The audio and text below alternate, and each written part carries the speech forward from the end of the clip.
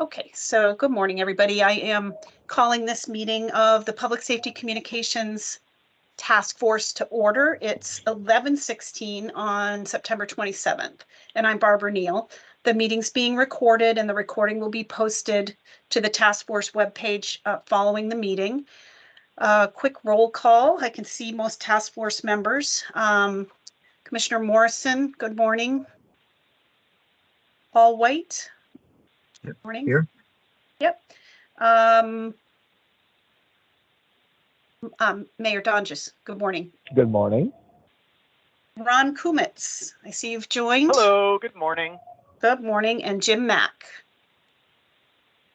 Nice to see you. Okay, I'm just double checking. It looks like Michael Wright has not joined yet. So for that record, Callie.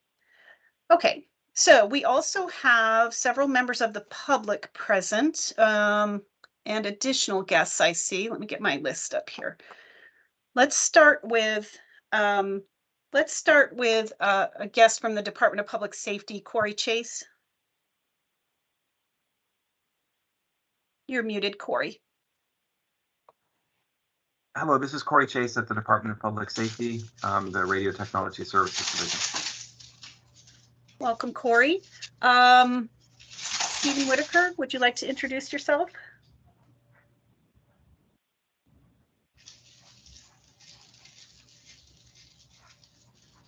It takes a minute to get unmuted. I'm unmuted.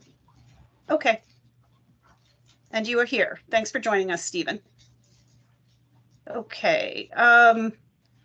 Kim Cheney. Good morning, all. I'm happy to see everybody back at work. Thanks for joining us. Philip Sisk. Yes, good morning. Here representing Mission Critical Partners. Thank you. Welcome. I think I've covered everybody. Is there anyone else from the public who would like to introduce themselves? Okay. Hearing nothing, let's move on to approval of the agenda. The agenda was distributed to task force members earlier and is also available on our website. Did task force members have any changes to the agenda? Okay. Hearing none, we'll consider the agenda approved and move on to approval of the minutes. We have 4 sets of minutes to approve. What I'm going to do is ask if there are any corrections to individually. I will ask if there are corrections to specific minutes. If there are no corrections, we'll approve them all in one vote rather than 4 individual votes. So first up, are there any corrections to the regular meeting number 8 minutes from September 11th?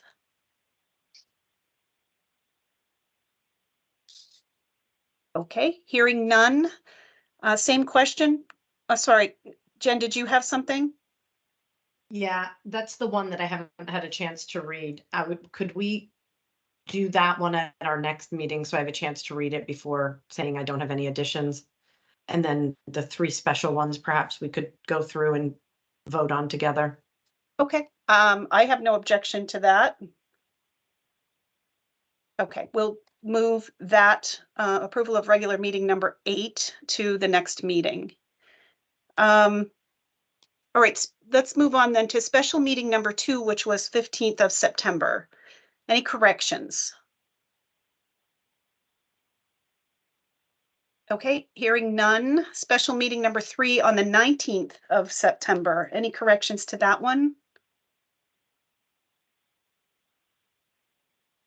Okay, hearing none. Special meeting number 4 on September 21st. Any corrections?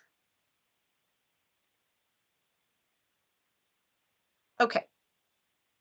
Is there a motion to approve the special meeting number 2, 3, and 4 minutes?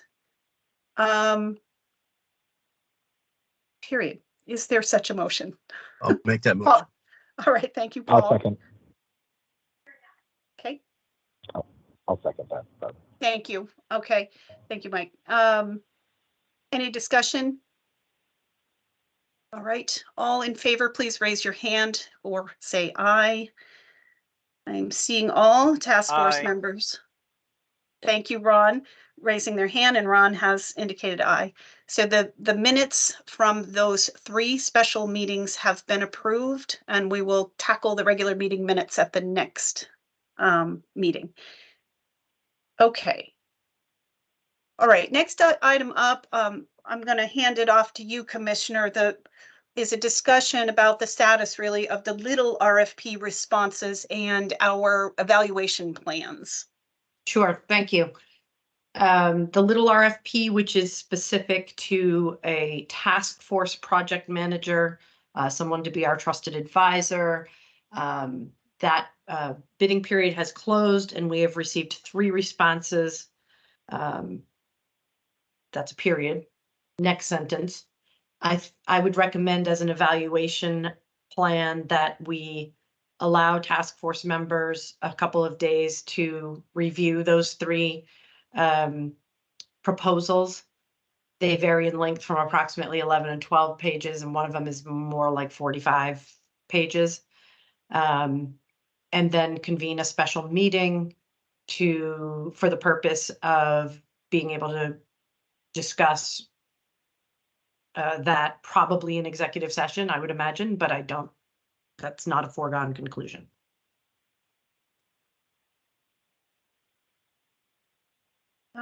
Discussion from, I see Mike's giving a thumbs up to that plan. Any input, thoughts? Jim's good with it. Paul's good with it. I'm good with it. So I guess, Ron, do you have any comments on that? I do not. Okay. So Jen, can you distribute or Callie, I guess, would Yes. distribute them to the task force members. Do we want to set a special meeting? We'll do that at that point on the agenda. I think that when we get to next Okay. meeting date, we should set a special meeting and then our next regular meeting as well. Okay. So we can take Okay. input on that at that time. Okay. All right. And that moves Let's- to our next agenda item Mhm. of the status of the Independent Legal Counsel RFP. That RFP left DPS last week and went over to the Attorney General's office. It not surprisingly hasn't come back as of today. If I haven't heard anything by next week, we'll see what we can do to press the accelerator, but it's out of our hands and into the hands of the Attorney General's office. Okay. Excellent. That's easy then. We're on to public comment.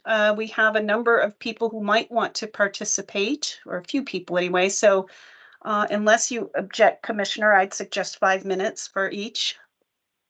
Sure. Okay. Are there any members of the public who would like to comment?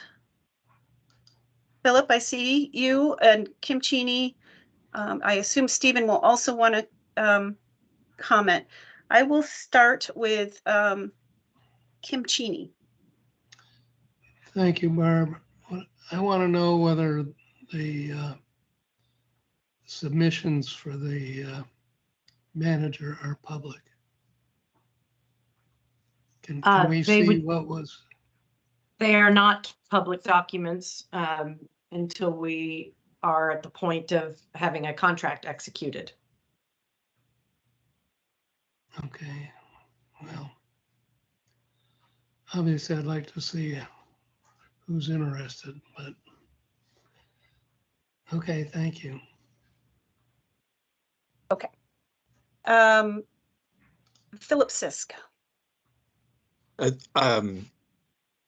Kim actually asked a question related to what I was going to ask, not about the actual documents, but are the names of the responders public? Like, is it similar to other states where you have a bid opening and they just say here are the 3 names that were responding? Is that information public? I think that RFP actually, and I can go back and check this, stated that there wouldn't be a public reading, if I remember correctly. I think that's correct, but let me go look. Let's double check. Yeah. Okay. Thank you. Welcome. While you're checking, Jen, I will go to Stephen Whitaker. Do you have any comments? Yeah, I just, on the same topic, I think that traditionally purchasing, which has a whole lot more experience in these procurement processes than either the Department of Public Safety or the 911 board, has announced who presented proposals. They didn't announce dollar amounts. They didn't announce, the content of the competing proposals, but they did announce who submitted them. And I think it's absurd to suggest that knowing who folks are competing against is going to disadvantage anybody.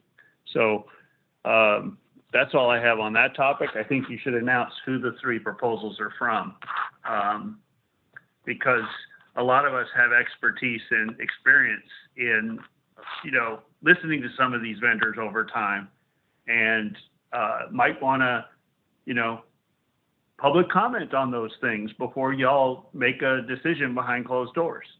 It's obvious from the RFP precision that the expertise doesn't exist in the folks that drafted that RFP. So those of us who've been doing this a whole lot longer should probably be able to give some experience in FirstNet procurement, for example, or Central Vermont Public Safety Authority, or any such. So anyway, you heard my 2 cents on that.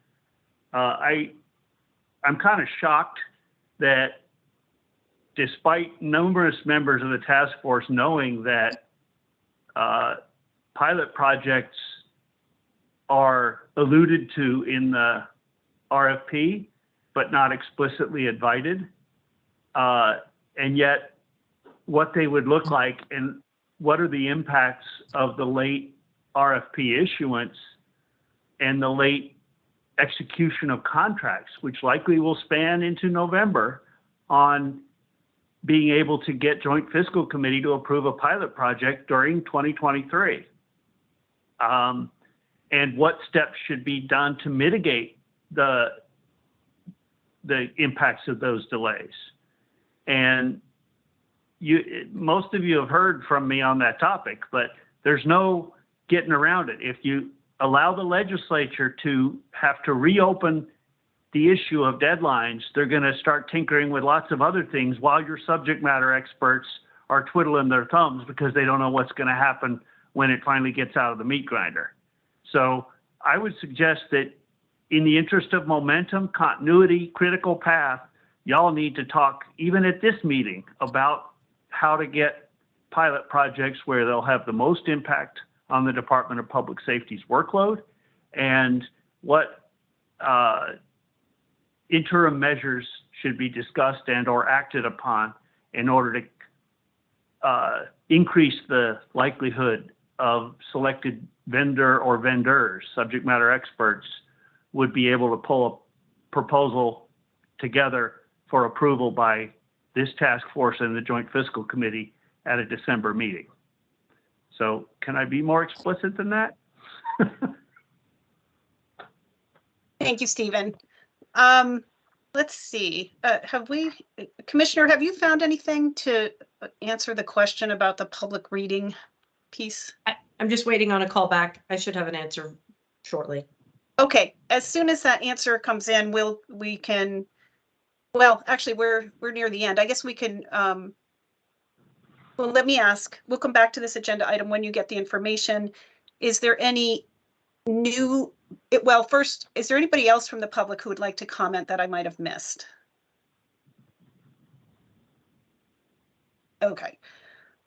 Barb, did I use up my 5 minutes? Because I still want to raise the funding study issue because it's not laid out in the RFP either. Is there any objection? I don't think you've used up your 5 minutes, Stephen, so go ahead. Okay, so there was language drafted and attempted to get into the bill back because it's been stated by numerous legislators that they intend to move a bill this coming January, or introduce a bill in January to create a funding source.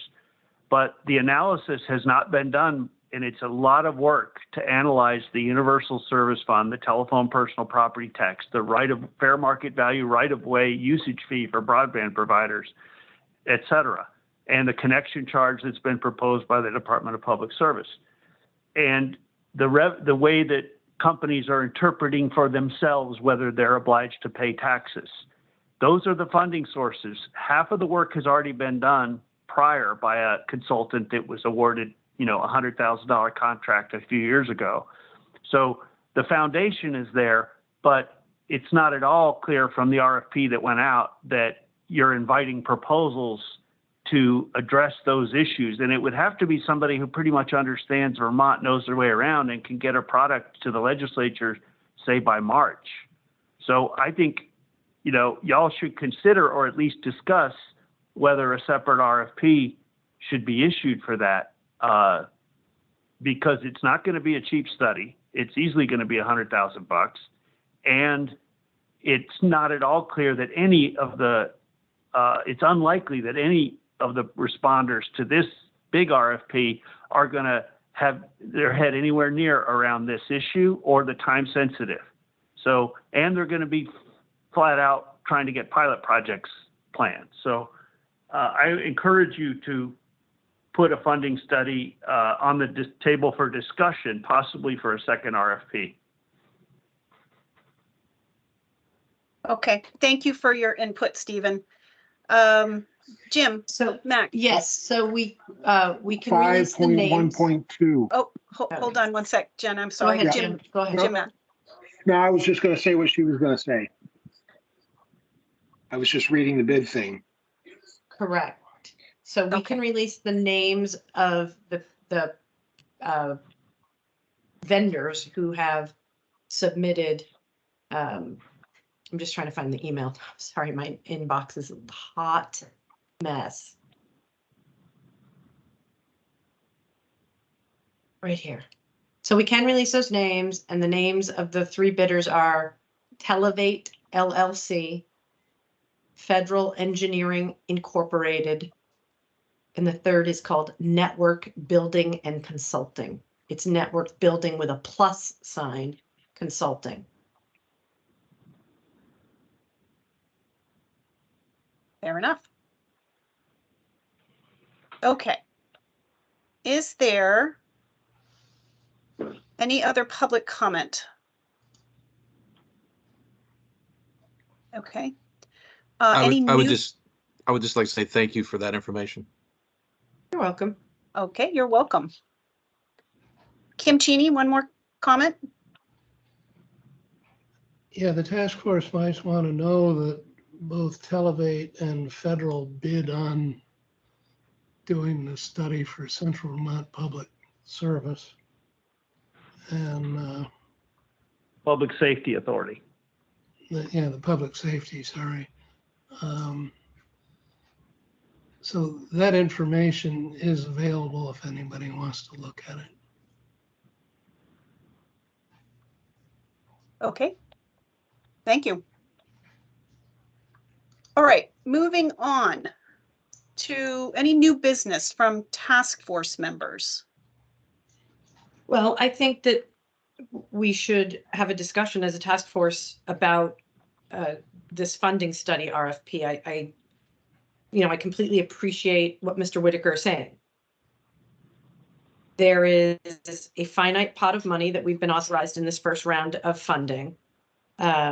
If the small RFP and what I suspect the cost of legal services will be is any indication, it's not going to go that far, this first round of 1 million and then approval for up to another $1 million.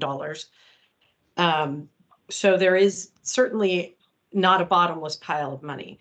And I guess from my perspective, the anticipatorily hiring people to do tasks that we or he anticipates are a priority, it presumes to create a plan without having heard from the subject matter experts that we're trying to hire. Like, I feel like it's a bit of a cart before the horse. That I don't disagree that at some point that information has to be on the table in order for the legislature to determine how they're going to create the sustainable funding source. But it is not explicitly called out in the big bill that we are working under as our work to do all of that. So I'm feeling like that is something we should talk about. And if other members believe that there is a that we should be thinking about that, then we're going to have to get going on another RFP. So I've just pulled up the big RFP because I thought there was some reference to financing studies in it, but I haven't found it. So It is in there. I just don't remember where it is, but it's also in the actual legislation. You know, the current total spending on dispatch services in Vermont that include and itemized for each municipality and dispatch center. You know, that's in the actual legislation. And that was put into the RFP as well. So doing that, basically, if we hired somebody just to do the financing, we'd have two people that theoretically might be working on that same project. Correct. So the inventorying and the current cost of doing business, like the number of staff that are currently engaged in that business, et cetera, is the expense. And what I hear Mr. Whitaker saying is how do we pay for it going forward so that communities that right now are sitting on the sidelines because they're not jumping in, they're not going to be eager to be a pilot or even participate until they understand what the model is for paying for statewide emergency communications going forward. And so he's suggesting a study of various statutes or rules that already exist across the state that are potentially not being fully leveraged as either taxes or fees. So the how you pay for it piece is a little different than what is the cost of running the current service. Jim, do you have something to add here? You look like you're about Well, to I say think something. they both go hand in hand. You need to know what we're currently spending before you start proposing any other funding sources to fund the operations. How do we know if we're getting a more cost-effective model if we don't know what it's what it's already costing us? Right. So I found the section that I thought I remembered. If you take a look at 2.4, the identification of potential models for the statewide public safety communications system, any final design proposed must include, and it lists a number of things. The last thing on that list is L, options for sustainably and equitably structuring the financing of the public safety communication system, taking into consideration another whole list of things, including existing budgets, the population grand list, call volumes, existing and potential state funding streams, available federal funding opportunities, current telecommunications, property and services taxes, including existing revenue sources. And financing, uncollected potential revenues. Yeah, financing models adopted in other jurisdictions and any other standards deemed necessary by the task force. So I feel it's in there and that we're asking for that as part of any models, any and all models that are presented as options. I agree.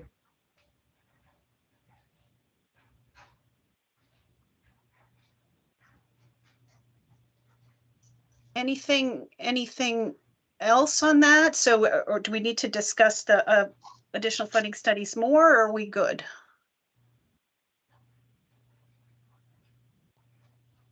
Go ahead, Mike. Mike Dunges. I'll just add a quick comment. I do think it's about timing. I think we, what we want to think about is that if we're going to leave that to post RFP, which I think is appropriate based on the conversation we just had, because that's the approach we're taking, then the timing is that we have to do some things in the process, which we've discussed doing, which is great, about just considering what those options will be to fill kind of that gap on, where we're going to do trials, where we're going to do some of these other things, so that when those questions are asked of us from that RFP award, whoever's awarded the RFP, we're prepared with that information. I don't know that the paying for that upfront is something that we can't do. I think we have a lot of that information, and we keep back in that direction when the time comes. So I think that waiting again for the RFP response is probably an appropriate process at the moment. Make sense? It does make Makes sense sense, to me. Yeah. particularly because we invited bidders on the big RFP to bid on parts or all of it. If all the bids come back and nobody wanted that part, then that would obviously inform that we have to put out a separate RFP just for this narrow scope. But that's not, we don't know that. It's too soon to say that. Okay, any other comments, discussion from task force members? We Okay, should move on to. yeah, go I ahead. see Kim Cheney has his hand up again. Commissioner, do you have any objection to additional public comment at this point? I don't, but it can't be an ongoing back and forth, Yeah. but go Right. ahead. Well, we ran into some of this when Televate and Federal were bidding on their technological study, and they both denied any knowledge of the legal structure that would go with it. I'm just warning you that trying to analyze funding sources is going to require an incredible study of state law, which I expect you're not going to get anybody to talk to you about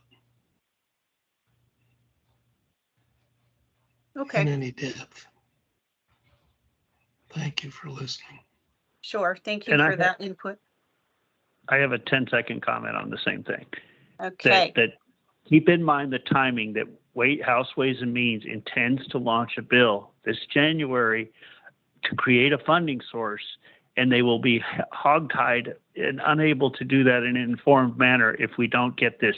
So as an alternative, you could respond to the select a vendor and then push this, if any vendor proposes such a comprehensive study, push it to the top of the priority list in order to get a product deliverable by March, which is probably the latest that both House and Senate could act on. And that is then diverting them off of other priorities. But if no one submits such a comprehensive proposal, you're stuck and you've lost 6 months on getting another RFP out. thank you. So as a matter of discussion on this topic of the funding, I'd like to respond to that and say that, like, my first reaction to that is the function of the legislature. It is the function of the legislature to determine what is in the best interest of Vermonters to pay for large scale initiatives, childcare, paid sick leave, whatever the initiative is. And it is certainly within our purview to offer recommendations, but I don't think that this task force would be prepared before the beginning or even the midpoint of the session, even if armed with the information to say, this is the one path forward. That's not the purpose. The purpose of this task force is to consider all options and possibly make recommendations that help inform the decisions that the legislature makes, or to be at least be a resource so that they can ask us questions. I hear, Stephen, what you're saying, and I have a bit of I understand the timing because you want us to serve up a solution. And I am not convinced that that is our role, or that we could get there in the timing that exists, even if we hustled, even if that became the first priority of a vendor. It's a, as Mr. Cheney just said, it's a complex investigation into all of the different funding streams or potential funding streams and a legal analysis of how they could be applied. I think it's a pipe dream to think that even if we did make it the #1 priority ahead of pilot projects or anything else, that we could get there by March. So I'm just throwing that out for my task force members to, I'm not unwilling to think about those things, but I really think we have to consider what we perceive our role as.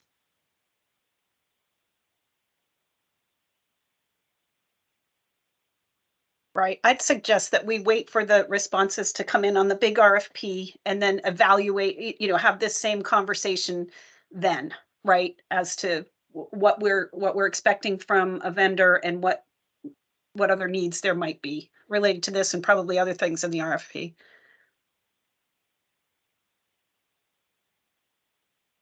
Okay. One of the things that we can use our time for in the meantime is as a group to put some thought into what aspects of the problem solving we would like to see a pilot project address, and what we would view a successful pilot project that could be leveraged into and put into place elsewhere, as to looking like, and how we would as a group determine whether or not that pilot project was either a success or a failure. Yeah, I think that's like, what does success look like in a pilot project? I think is a very worthwhile endeavor. It's a bit of a micro solution, or at least demonstration of what larger scale success could look like. Agreed. It sounds like something that should maybe go on the agenda for our next regular meeting. Yes, and homework for the task force. Yeah, and homework. Now, wait a minute. I don't want to be the guy who got everybody in the class homework. Yeah. Too late. Raised Let's not your push hand at up, the so end, it's all Ron. good. Okay. Okay. Any other new business or task force input?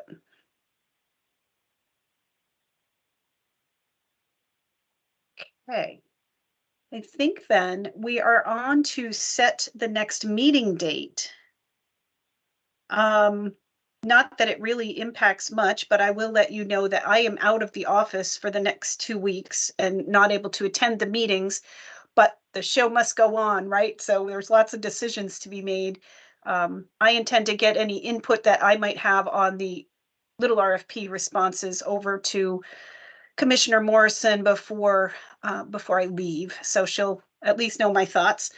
So first thing I think would be to schedule the special meeting for the evaluation of the little RFP responses. So will somebody want to throw out a date?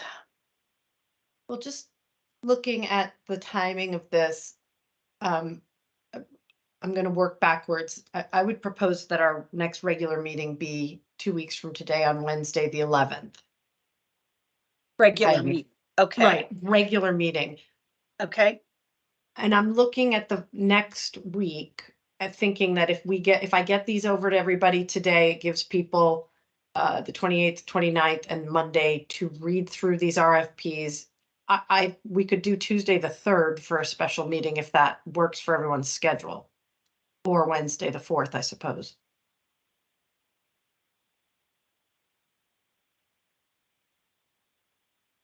This is Who the part wants where to jump in? you Yeah. chime in, friends. Yeah, either the 3rd or the 4th work for me.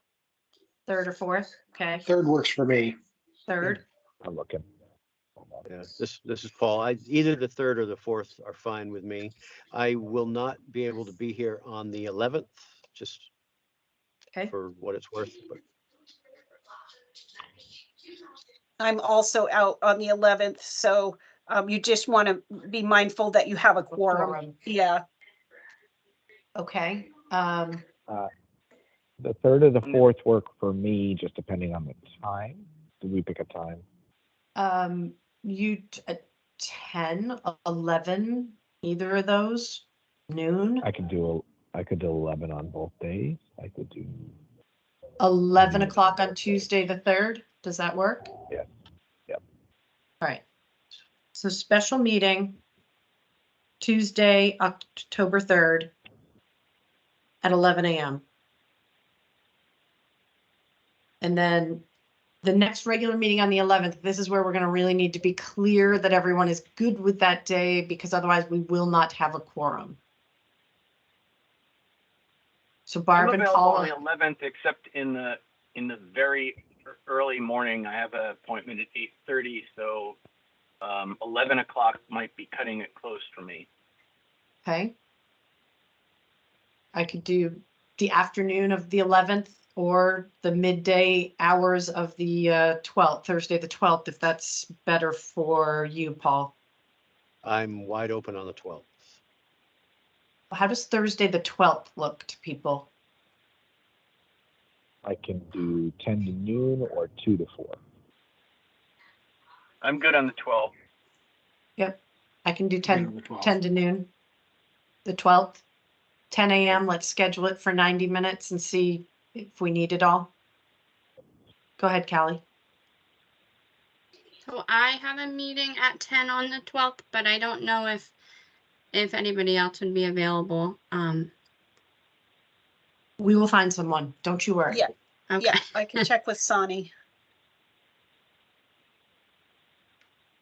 So it looks like special meeting next Tuesday, the 3rd. No, not Tuesday. Is it Tuesday? Yeah, Tuesday, the 3rd at 11. And then the next regular meeting, Thursday, the 12th at 10 a.m. We know we have at least one agenda item that we just discussed.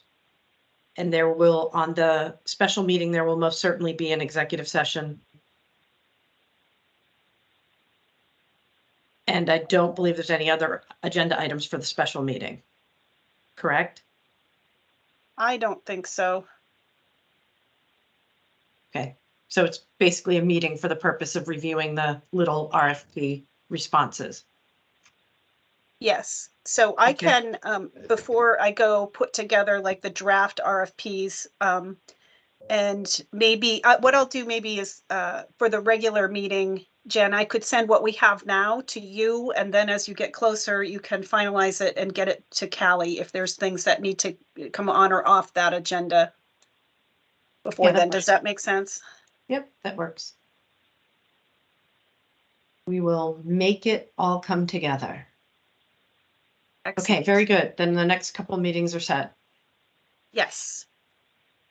Okay, excellent. So we are on to time to adjourn. So is there a motion to adjourn? So moved. So moved. Thank you, Jen. Seconded. Second that. Mike seconded. All in favor? I see a show of Aye. hands and I hear Ron Kumitz. Everyone, all task force members are in favor. So we are adjourned. And good luck with the meetings next week. I'll see you in a couple weeks. Have fun. All right. Thank you. Okay. Bye. Bye-bye.